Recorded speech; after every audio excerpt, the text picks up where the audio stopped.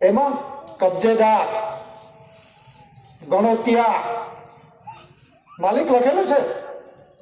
માલિકી તો government of India Bharat સરકારની છે. અને ખાલસા થઈ ગયા છે 4/2/1969.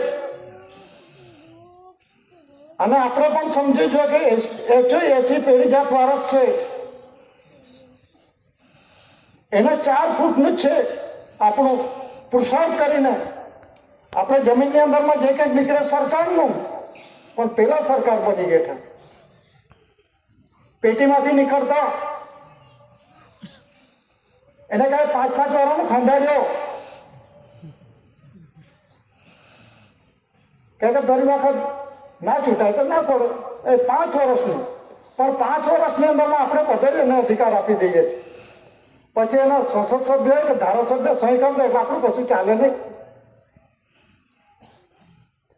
તો કહેવાનો મતલબ શું છે કે ઇલેક્શન સિલેક્શન એ કોનું, વસ્તી ગણતરી કોની, કન્સેસ અધિકારને પૂછો એમાં શું પ્રશ્નો છે, એ બધું આપણે ખૂબ ભેરવાઈએ છીએ.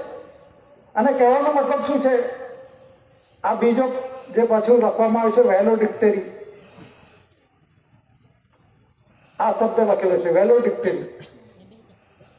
વેલોડિક્ટેરીનો અર્થ થાય છે વિદાયને લગતું આશીર્વાદાત્મક પુસ્તક. આ લખાયેલું છે, તમે સર્ચ કરી જોઈ લેજો.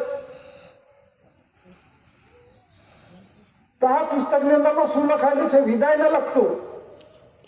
પેલા શોલે પિક્ચરમાં કહે છે ને, जब अंग्रेज लोग जाते हैं तो क्या बोलते हैं? तो goodbye and good luck बोले છે. પેલા ટાંકી પર ચડી જાય પેલો બોલે છે. એટલે કહેવાનો મતલબ આ વિદાયને લગતું આશીર્વાદાત્મક પુસ્તક છે એમ, દેશ છોડી ચાલે જવા માટેનું. તો પાના નંબર 396 જુઓ. 1870 સેટલમેન્ટ થઈ 9 વર્ષમાં પટે. જ્યારે પહેલો ઠરાવ થાય દેશની અંદરમાં અમુક ભાગ એ આપવામાં આવ્યો. પછી બીજી વખત મિટિંગ મળી 1900ની અંદરમાં બીજો ઠરાવ કરવામાં આવ્યો, ત્યારે અમુક ભાગ આપવામાં આવ્યો. અને પછી પાછો 1950ની અંદરમાં ફરી પાછા ત્રીજીની અંદરમાં બધો બાકીનો ભાગ સોંપવામાં આવ્યો. તો 1950નો જે ભાગ જે ઠરાવ છે એ ફક્ત 19 વર્ષ પૂરતો જ હતો. હું નથી બોલતા, લેન્ડ ઓર્ડનન્સ બોલે છે. પાનો નંબર 396 જોઈ લેજો, 1972 પાનો નંબર 396.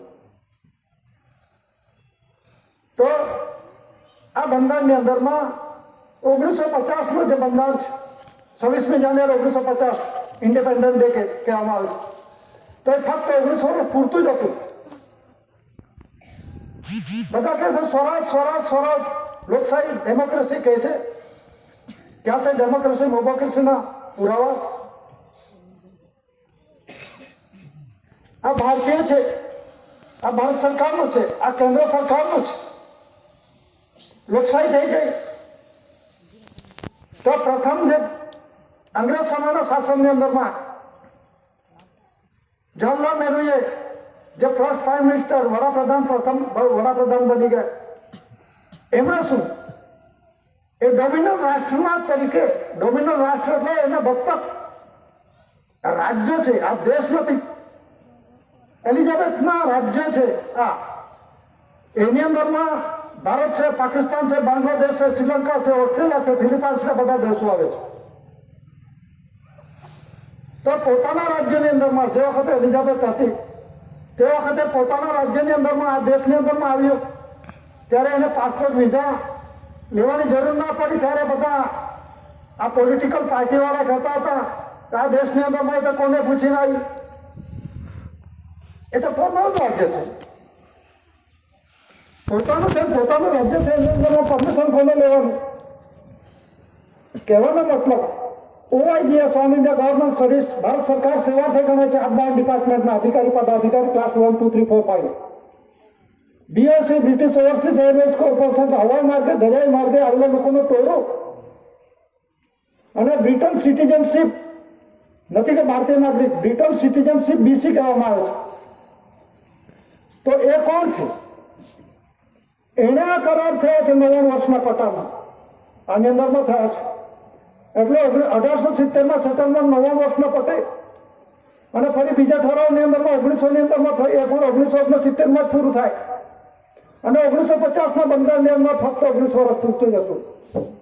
આના કોઈ ડોક્યુમેન્ટ એવિડન્સ બતાવી દે કે ડેમોક્રેસી મોમોક્રેસીના એવા દસ્તાવેજો પૂરા બતાવી દે.